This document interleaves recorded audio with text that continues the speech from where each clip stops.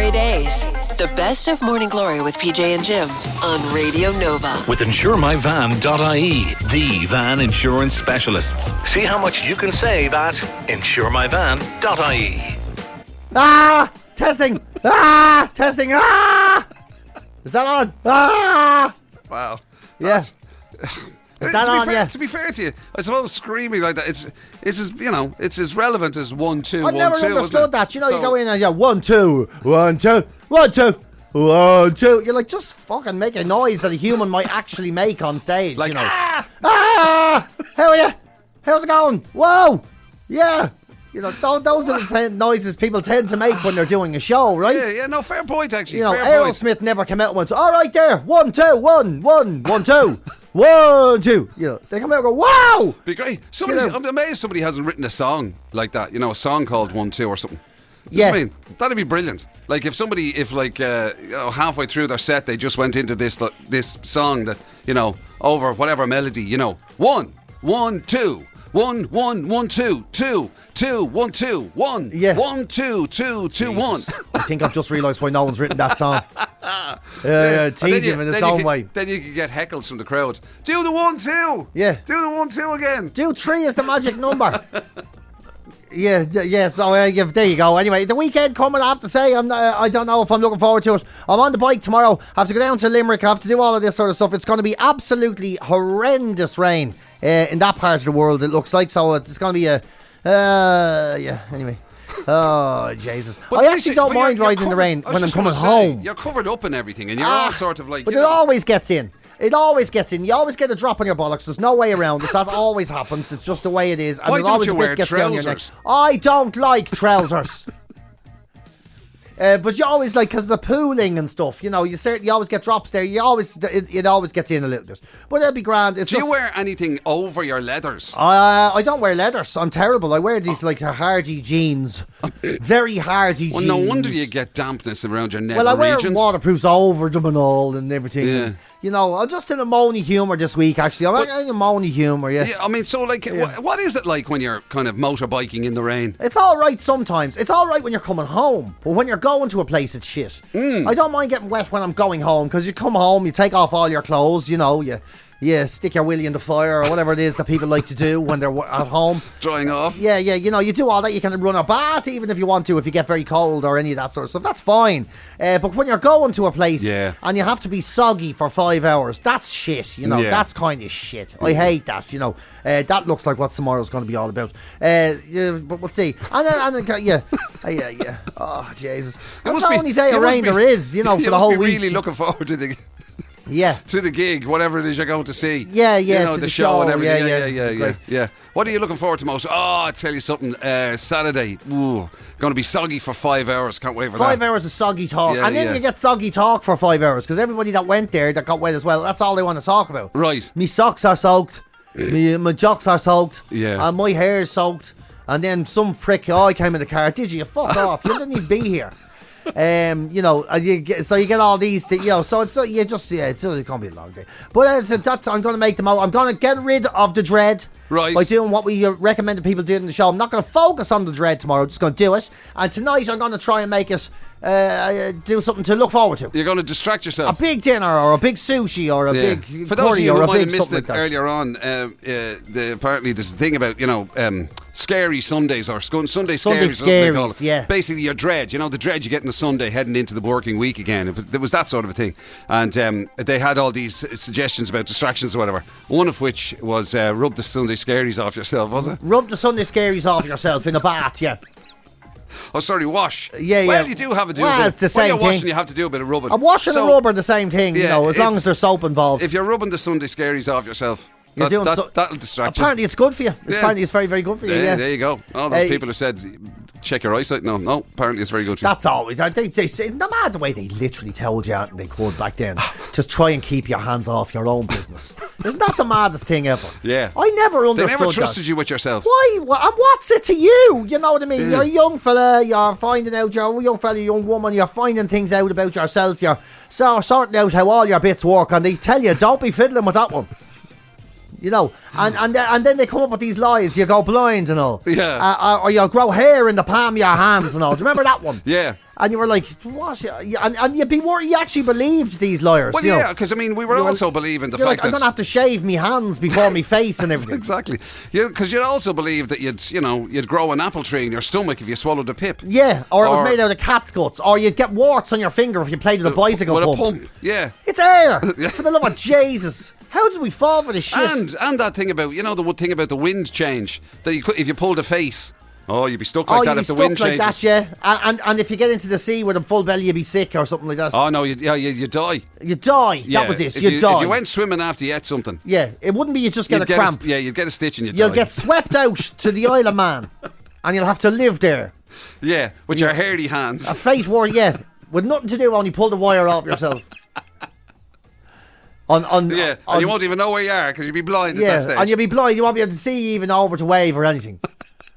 The madness of it all. I guess that was a whole period of time, though, where raising kids was about scaring kids, you know. Oh, yeah. Because you couldn't watch them like you could now. You wouldn't fucking want to. But, you know, and so it was like, they're going to wake up in the middle of the night, they're going to go out in the house. What are we going to do? We're going to have to tell them there's a beast under the bed that will grab their legs if they go outside, and then they won't do it. So it's kind of like, there was a logic to it. Like, they're going to get up and they're going to get up to no good at night. Tell them the boogeyman eats children alive. Yeah, if they're awake in the night time. If they're awake in the night time, that'll help them rest.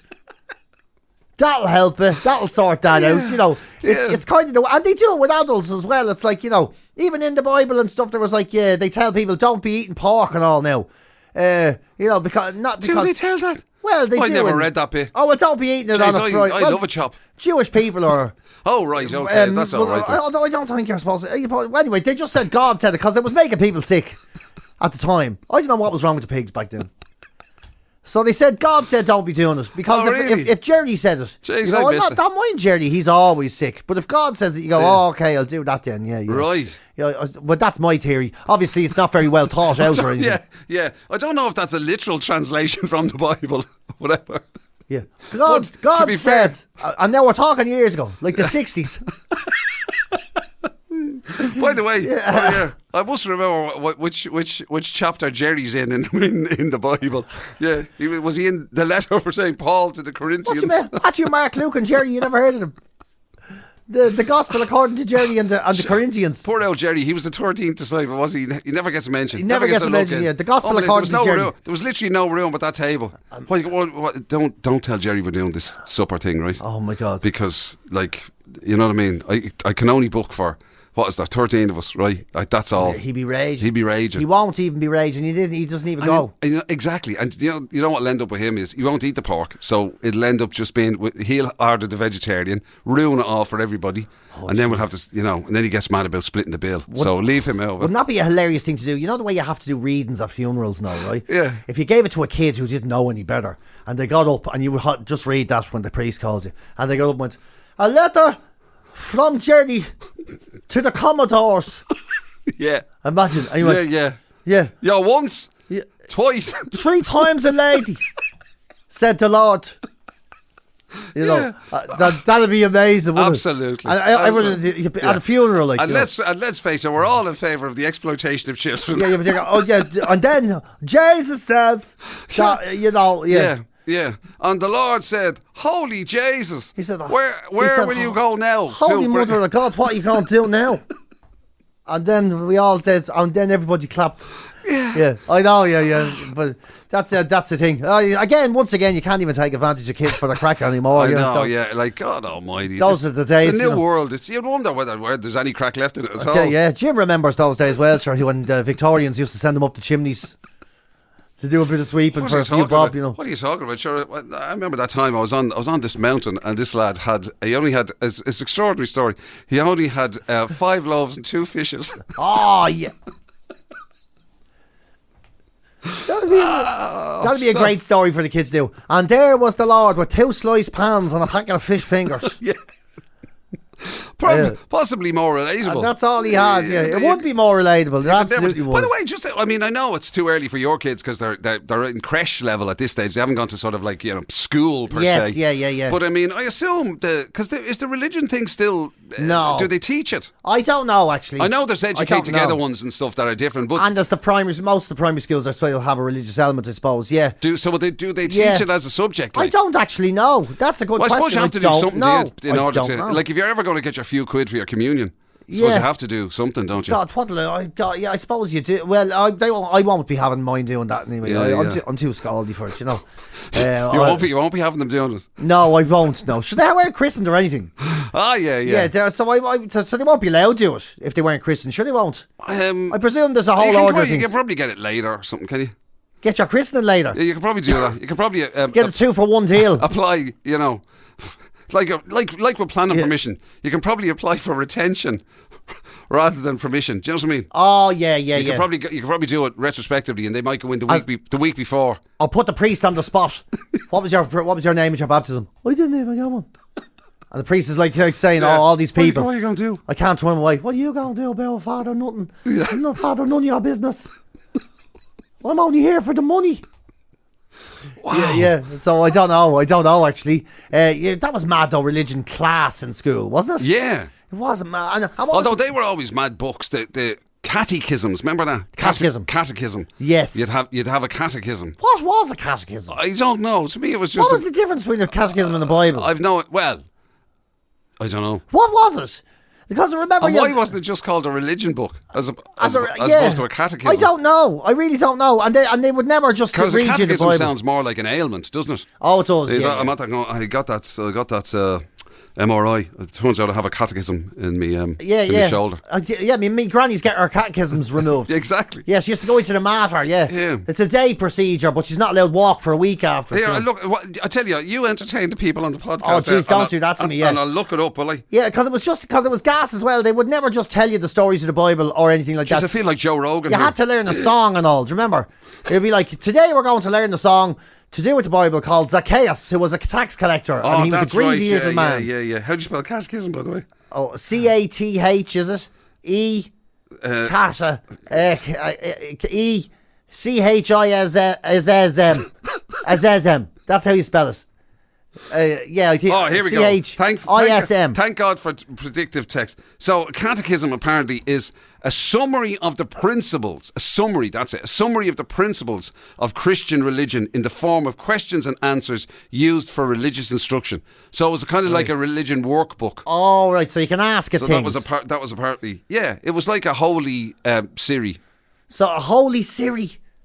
So you looked up questions. That? Yeah. I think that's in the Bible as well. The Holy Siri. Jesus travelled to the Holy Siri. To the Siri of Galilee. That's it. Yeah, that was the one back then, yeah. Yeah, that was it might have been just my pronunciation. I went to the Siri. And did you do your confirmation and all that? Oh, yeah. And did you do your pledge? Did you do the whole thing where you stood up and says, I will never drink alcohol as long as I live? That was gone when I did it. That wasn't in it. It was there when I did it. What? Yeah. Yeah, it was there when I did it. I wouldn't do it, you see, because there was a problem with that. Maybe I didn't take it. Even when I was 12, I was like, I'm going to the pub. You didn't have to I'm allowed. You had to do it in your head or something, didn't you? You had to stand up. Oh, no, I don't remember that. Yeah, you didn't do it out loud, but you had to stand up if you were taking the pledge, yeah. Yeah. Mind you, I was doing it in fingers. It would have been, anyway. But,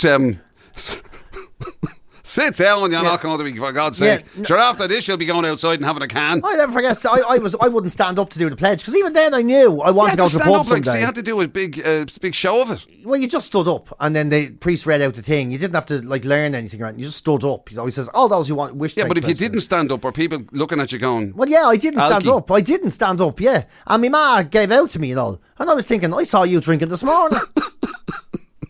You know. Yeah, you've literally got a bottle in your handbag. I was there before we came out. What are you giving me shit for? We're all going to the pub after this. That's true, actually. You know, we're all going, literally, as soon as this is done, we're all going to the pub. Yeah, I definitely didn't take... Dad's standing outside because he wants to be forced in the door. You know. But I don't remember there having to be a stand-up bit and all that. Oh, yeah, we had to do stand-up. Yeah, we had to do that, yeah. Just they were long, weren't they? Confirmations are very long. Very long. Communions are all right, it's just a mass or whatever, but yeah. They go on for confirmations hours. Very long. And we were laughing and all about, the baptism and all, but I do remember riding my bike to my own baptism. That's true. That's true. Then look, so you know that, and yet you're curious about what to do with your own lot if they wanted it or whatever. You just get a retrospective. You know, I suppose, whatever the. But my dad didn't tell me what was whatever the happening. God form is. They dressed me up like a little girl in these little short canvas shorts and a jacket. And I asked me that, what were we doing?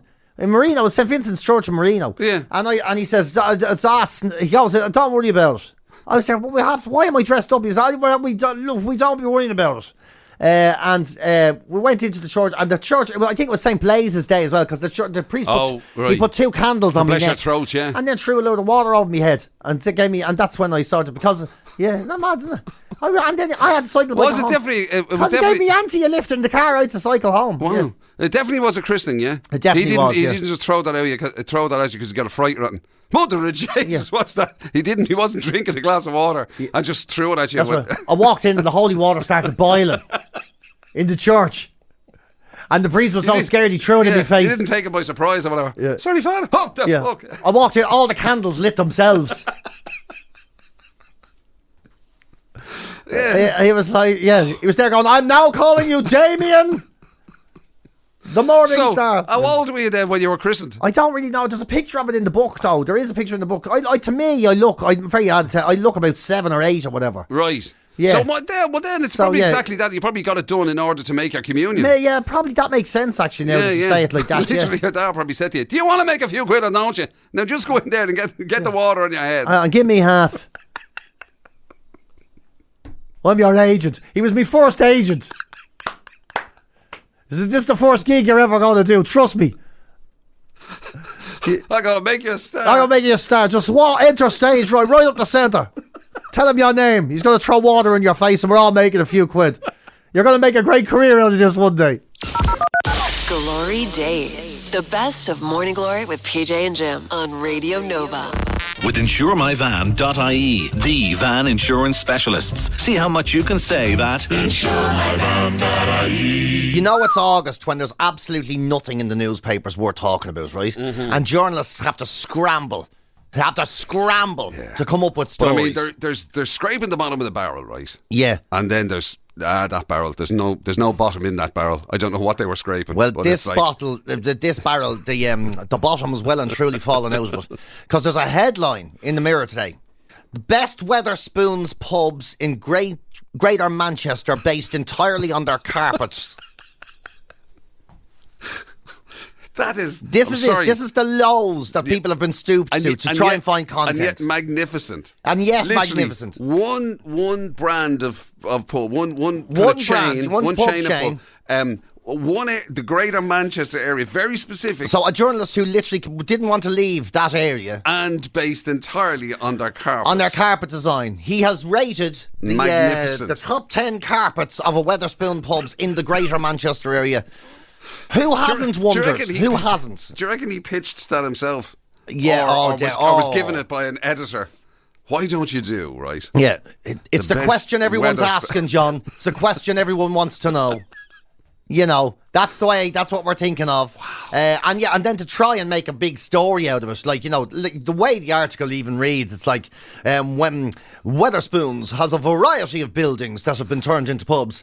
Some were cinemas, snooker halls, banks. Some were train stations. Some were courthouses. One was a light. He's just trying to list. Wow. He's just trying to make words. Desperately trying to kind of bring some interest. Desperately just trying to say. a story about the carpets in a pub chain in one specific area. Literally, he has a word count and he's just going, pubs, snooker halls, gyms, you know, just trying to fill the page, literally just struggling to fill the page. And then saying when Tim Witherspoon, he opened it, bespoke carpet design was very close to his heart. I'm sure it was not. I'm sure it wasn't. Bespoke carpet design. Yeah, bespoke carpet design. But you say, and apparently there's an Instagram account that called the Carpets of Wetherspoons, or the Wetherspoons Carpets account. Yeah. Is that supposed to be a thing that they decide? Oh, I tell you something. No two carpets are the same in our chain. That's it. Is that what it's meant to be? It's meant to be, yeah. And there's 5,500 followers, which is not a huge amount of followers on this account. And it just makes you wonder, doesn't it? It just makes you wonder. It reminds me of this. I have to Google it. I can't believe I'm asking this, but you're going to have to tell me what was number one. I won't even know it. I shouldn't care. But he can't get enough of it. It was the Sedge Lynn in Charlton. Write that down, folks. So if you want to find... If you're ever in Greater Manchester and you need a good carpet... Yeah, that's it. The Sedge Lynn. There you go. That's the greatest carpet. It reminds me of a couple of stories that we've done over the years. The stories that weren't stories, right? Yeah. And it's reminded me of this one. I had to Google it to find out if it was actually real or if I'd imagined it. But it is. And it was from the Sligo Weekender a few years back, right? And the headline is, Hat Found, right? And the story goes like this. This is the story. I'm going to read it verbatim, right? So this made it into the paper. Yeah, this is the paper, right? Hat found was the headline. Yes, and I'm going to read it. They didn't even try. Hat found, that's the story. They didn't even try and sexy it up. No. Unbelievable. No. And the story verbatim is, a hat has been found up a tree in Carney Village. The head garment is green and has a white bauble. It was discovered last Sunday by a local resident. I could hardly believe my eyes when I saw it up there, said the resident. I got it down with a stick and I put it on a fence post at Laura's pub. The owner now has until December 6th to reclaim the hat, which after that point it will be destroyed. But obviously it's a danger, I assume. They're going to destroy the hat. It's a danger. Yeah. The hat will have to be put down. Yeah, By the way, are they going to leave it on that gatepost by the pub for all that time? I get. Maybe they will. And don't let that one be the only one, because the Dundalk Leader had a story. Man forgot he was wearing a jacket. A man who tried on a jacket in the shop. Was that? That's the headline. That's the headline. Wow. A man forgot he was wearing a jacket was the headline, yeah. Brilliant. A man who tried on a jacket in the shop forgot he was wearing it and he left without paying. Sean Smith, they give us address, 189 Waterville Crescent, they give us address. He realised later on... There's no need to keep dragging it up, right? Yeah, it was an honest mistake. He said, bloody hell. Yeah, he says, the incident occurred in July 17th in Pennies.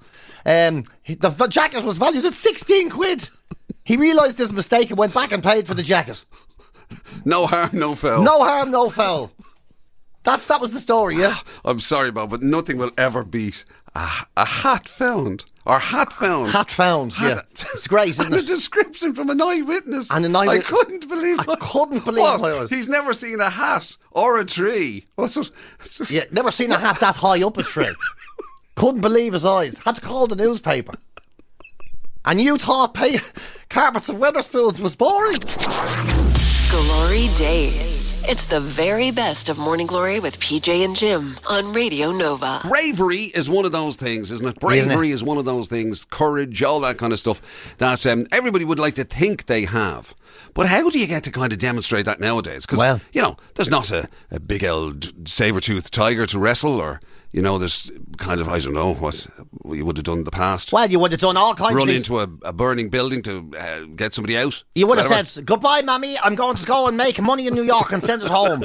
You'll get 2 letters a year to update you, and I have nothing but the bag on my back and 2 shorts. Yeah. And that'd be one way of being brave, or you'd be sent off to war. You'd say, I'll see you when see you when it's over. I suppose that's the only one. Yeah. Well, not the only one, but it's certainly one of the more modern day things, or the ones that still exist. The idea that people still go to war. Exactly. I'll see you, Mammy, and I'll be back when this bloody Hitler is finished. And I won't even talk to you till then. And that would have been one way of demonstrating your bravery. So what is it nowadays then? What's modern bravery then? Well, that's it. That's the question that psychologists have been asking. How do you demonstrate modern day bravery, and what does it mean? And how, because the standards have changed, and unbelievably, it's in this world that's kind of safer, I suppose, than it used to be. I know we still have a lot of wars going on, but in this part of the world that we're in, and one of the ones that came out is this is pretty big. Have you ever been able to tell the boss they're wrong in a meeting? Whoa. That's brave. When the boss is going, so here's my projection, and this is what's going to happen, and if everybody... I disagree. And he goes, what? Excuse me? Yes, it's just I have a different take on it. Yeah. You have a different take? Yeah. It's slightly different. Unless, of course, the way you disagree with your boss is by, standing up in the meeting, ripping your shirt open and go, no! Yeah. Not on my watch! Yeah, tick. But I don't think that's what they mean. We're just talking about changing the canteen around a little bit. No! Shut up, you. Yeah. Over my dead body. Over my naked body, you will. So it just shows how life has changed, I think. Some people feel that wearing skimpy underwear without shame I mean, nobody even sees it. It's brave. It's brave. That's a brave thing. Wearing skimpy on In public. something. Well, no, under your clothes. But you might just feel like, if there's an old line there now, someone would see, whatever, that I'm not wearing proper pants or something. That's modern day bravery. That's modern day bravery. Things have changed, man, haven't they? They really have. I mean, like from the days of hand-to-hand combat, or as we said earlier, wrestling wild animals for survival. Well, guess this one. Protecting the clan. Exactly. And then when you see 10% of people said they're afraid of saying in public that they're not really mad about Taylor Swift because the Swifties get so thick about it. They have to be talk brave. about behind their back if they say it. Yeah, you have to be brave to say you're not mad about Taylor Swift. Yeah, and then other people say they wish they had the confidence to wear clothes that are a little bit out there, like a bright coloured scarf or something. Why can't I just do that one time? Or or asking a stranger for directions. That was one that came up loads. So I'd be terrified. They just said, if my GPS was gone, I wouldn't know how to get to a place. They're like, would you ask someone for directions? They go, no. I'd end up rolling down the window and saying, how do you get to it? And driving off. Wow. Yeah. It's a very different... I mean, in the past, there'd have been jobs that you would have had to been... Probably still are certain jobs you have to be fairly brave to do, Yeah, but there's one here, though. Young adults are genuinely, absolutely terrified of making a phone call. They'll send an email, they'll send they'll send stuff on socials, they'll contact online forums, they'll do all that sort of stuff, but when it comes to actually calling a doctor or something, they'll be like, oh no, he's going to ask me on the phone and I'm going to be like, so somebody will turn around and say, how did you find that out? I rang them. You rang them? You rang them? Oh my God, you're my hero. You're so brave. And what did they say? You rang them. Did they answer? Wow. Yeah. A few suggestions coming in. A few of them won't surprise you. A number of people have said telling the wife to calm down is definitely a sign of modern bravery. That's not bravery, that's just stupidity. And it's also being deliberately provocative when you do something like that. No one says calm down. Or Kevin in Kilcock says bravery is actually turning around and going, yes, your bum does look big in that. That's stupid. Yeah, look, to be honest with you, there's been a space of those kinds of things. Jurassic Greg has been on about the same. Although I tell you, this one from Jim, Derek, to be fair, does make sense. Jim, you show bravery every Friday by actually eating PJ's cooking. That's true. That's not modern day bravery, right there. Mind you, I've seen him eat worm cakes and crickets and all sorts of things. I will say, the modern day pressures of life, they do make you. It's a public shame is what we're afraid of now. We're not afraid of tigers and wars, and we're not afraid of sort of like physical danger as much. What we're afraid of now is looking like an ageist, and that's why Jim. A big act of bravery for Jim is if there's a new food place and he doesn't know how it works. And he's first in the queue. That's a real thing. You better believe it, baby. And they'd be there going, so would you like a smashed or bashed? And you'd be there, smashed. Oh, what it is. Whew. And what does that mean? And they'd be there, and the queue would be forming.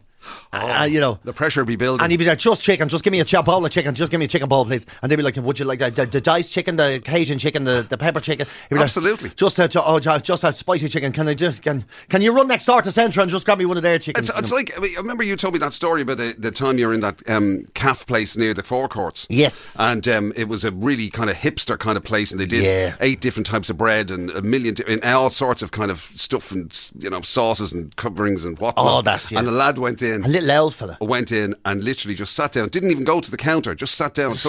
And someone came over to him and said, are you all right? And he goes, sit up in a sandwich. Now you see, I'd give that for that level of bravery. They didn't know what to do. They walked away. They were like, what's on it? Just sit up in a sandwich. Sit up in a sandwich. Yeah, but what do you want in your sandwich? A sandwich. Sit up in a sandwich. And they came back and went, well, chicken, do you? And he went, yeah. And then the two like hipstery lads that were working there started freaking out. And they kept having to go back. They were like, would you like it toasted? Sit up in a sandwich. It's like Cajun chicken or the other chicken. That man's my hero. Chicken. Hero. Just sit up in a sandwich. No phone or nothing. Just sitting there, looking dead ahead.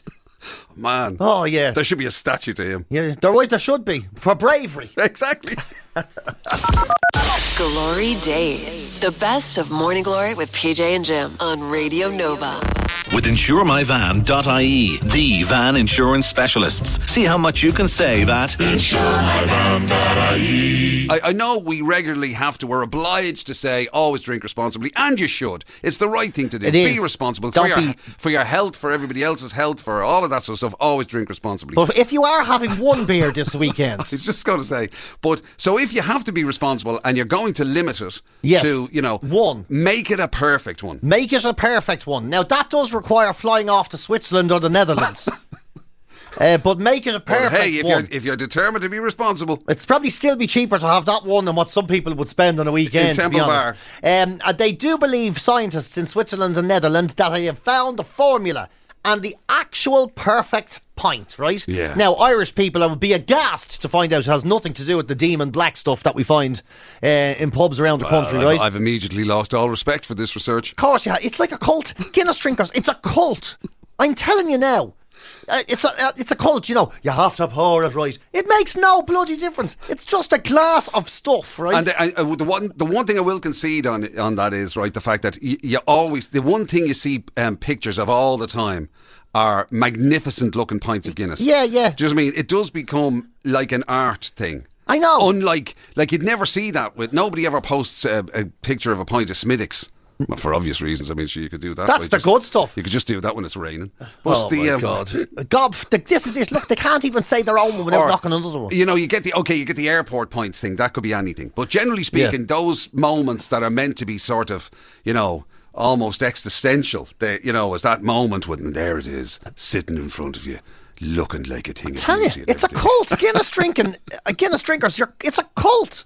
It's a madness. So anyway, Guinness isn't featured. And it's not featured. So what is featured? Well, here's what it is. They have found the stability of beer foam is due to a protein that's present in the liquid. And this protein tends to be more abundant in what is known as triple fermented beers. Now, they're very, very popular in Belgium, the Netherlands and Switzerland, right? Yeah. So if you compare these beers, these Belgian beers, with ales and lagers, or the things found in British pubs, that sort of alcoholic dishwater they sell over there. Well, if you compare it to them, it's twice as aromatic. It improves mouthfeel, gives you a much nicer, oilier mouthfeel. It makes the beer look more inviting and colour, and it makes the head last longer, right down to the end. If you get this right, they do think they've gotten it right. So it's Belgian as opposed to, say, German or anything? It's Swiss, the Dutch and the Belgians apparently are the only people that are doing this right in the world. Wow. They are the people with the perfect pint, they say. The liquid film gets thin enough, the bubbles burst, the foam collapses, but only at the right time. That's what they say. This actually sounds like you Guinness culters. It's just from a different country. This is the opposition cult, this is. Does it give any brand names? It doesn't, no, because they're being very careful not to advertise. I remember being in Brussels once doing a TV thing, and we managed to find a moment just in the hectic schedule. Yes, I'm sure you did, yeah. Some of the Belgian stuff is very good. Oh, it is. Oh, remarkable, yeah. Remarkable, yeah. Very, very good altogether, yeah. I'm trying to think, and the mythology that comes with it as well. This one is made by two monks that have never spoken to a human being outside of the monastery. But all these the Belgian ones, you get there's full menus, and there's all sorts of there's blondes and reds and darks and you name it and all that sort of stuff. They really take it very seriously. They do take it seriously, and they also, do you know what else they have done with it? You know what else they do that Guinness drinkers never do? They have fun. It's a very serious they mix business. Things around. They have fun. They go, do you know what we might do? We might put a bit of raspberry in this. Do you ever see a Guinness fella's head when an American goes, and some blackcurrant? They're like, mother of jeepers! Sweet Lord of Divine! Call the police! Collapsible universe! I'm getting the guards need to be called. Yeah. So it's that, yeah. So they experiment, That's something. There you go, Guinness drinkers. They experiment, You don't have to do the same thing all the time. No, this is very. Terribly, terribly wrong. But Alan has just literally sent us a picture of a pint of Guinness. I'm assuming it's from a previous life. 9:15. No, always drink responsibly. I'm assuming it's from a previous life. He just sent it in relation to that. And he just sent you in a pic. That shows you right there. He just sent you in his favourite picture of a pint he had in his life. Anyway, look, there you go. If you're not going to give us a brand name that I can actually sample from the Belgian, Swiss or Dutch, you have to go to the Zurich and Eindhoven University of Technology to actually find it. Yeah. So you can't even recreate it. It has to be just a beer from one of those countries. Triple fermented beers from Switzerland, the Netherlands, or Belgium, from highly reputable pubs. They are the places to go to, for the perfect one. Yeah. Highly reputable. Yeah. Wow. They're not, that's the weekend ruled out then anyway, is it? That's the weekend ruled out, yeah. Yeah, but sure, look, you know what I mean. What would you know about it anyway? Up there in the hills, drinking out potato stills and everything that you have. Glory Days. It's the very best of Morning Glory with PJ and Jim on Radio Nova. Now, I've completely forgotten what we... Oh, no. Well, I'll tell you what's going on. It's come back to me now because I'm not suffering from it. You actually might be. I think this is a case in point of what you are kind of suffering from it. In that I want to talk to you and you're completely and utterly distracted by a screen. And that's what we were going to talk about. Yes. This couldn't have happened better, Mr. Emerton from Everton. Because there's a new term that is around at the moment called phubbing. Phubbing. And it's a mashup of snubbing somebody by using your phone, right? So here's the scenario. I'm having a chat with Jim and I'm going, Jim, and then there's this amazing thing and we're going to do this and I have great plans and we're going to have so much fun. And Jim goes, yeah. And he looks down and turns on his phone and he looks and goes, yeah. And he keeps going, yeah, great, yeah, very interesting, yeah. Can't wait. Savage, yeah. What was it again? I'm like, I was talking to you and you phubbed me. This scenario would have been a lot more realistic and a lot more believable if you'd reversed those two scenarios. Hey, listen, we're not casting any blame here. We're not casting any blame here. It was a You are literally, I mean, from the moment that we stopped talking on air, live on the radio. Yes. Right. Until the next time we need to speak to, again on the radio. All I get to look at is the top of your head. Because you're looking down at your phone the whole time. It was a hypothetical situation. So, do you do it in the middle of the conversation? In the middle of the conversation. Right, okay. Or if you're having a conversation and you're conversing, you think you're engaged in each other, or at least you're of the belief that you're engaged in each other, and then somebody just looks at their phone or, has a scan or whatever, or they get an alert and they just decide to look at the alert while they're having the conversation. That's considered a phubbing now. Yeah. And it is rude. It is bloody rude. Yeah, I do it to Jim. I wouldn't do it to anyone else. But because it is bloody rude. It is. It's not nice, It's see, the weird thing is I kind of expected you to come down on the side of this. Because the way you Well, I say, am when I'm doing it, obviously. But the way there used to be the argument about screens at the dinner table and all that. And, whatever. And you always came down on the side of, well, of course you need a screen. Otherwise you'd have to talk to the people around you. And that just leads to that's fights. Different, though. Family is different. I mean, nobody wants to talk to them. But I'm talking about real people. Oh, right. Yeah, okay. yeah. Real That's people. the difference. Yeah, that's different. People that, you've been looking forward to seeing and everything. And how does this not come under the banner of multitasking, by the way? Because somebody's going to use that on you. I am listening to you. Yeah, but you're just looking at your phone. You're going through your phone. Yeah, I know, but I'm listening to you. I can do two things at once, can't I? That's not the same thing. Here's the thing for a start. You can't, right? You can't. You have split loyalties here, and one of us is less important than the other. And let's face it, if the phone is in your hand and I'm talking, you are making a preference to what's on the phone. Right. And these are also people that think they're multitasking because they do two things that are almost involuntary to them. If you fart and whistle at the same time, it's not multimedia. It's not multimedia. You haven't done an extraordinary trick. It's an involuntary tick that you should have sorted out by a doctor. Sorry, man. And it's just the idea that somebody would do that and then claim multitasking as an excuse. Yeah, exactly. You just fart and whistle at the same time. Yes, I was multitasking. Yeah. What about it? Exactly, yeah. I do it all the time. I'm very good at it.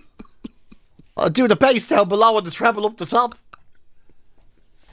Wow. Yeah, and that's the same that's literally the same logic that somebody is using when they say you're talking to them and they're looking at the phone. Right. It's an involuntary reaction. So they're just phubbing. They're just phubbing. You're just being rude. You're just phubbing You're a phubber. That's what you are. Yeah, you're a big phubber, yeah. Yeah. And they say you should keep a diary. Can you shout at somebody, for phub's sake? Yeah, for phub's sake, get off your phone. You're such a phubbing idiot.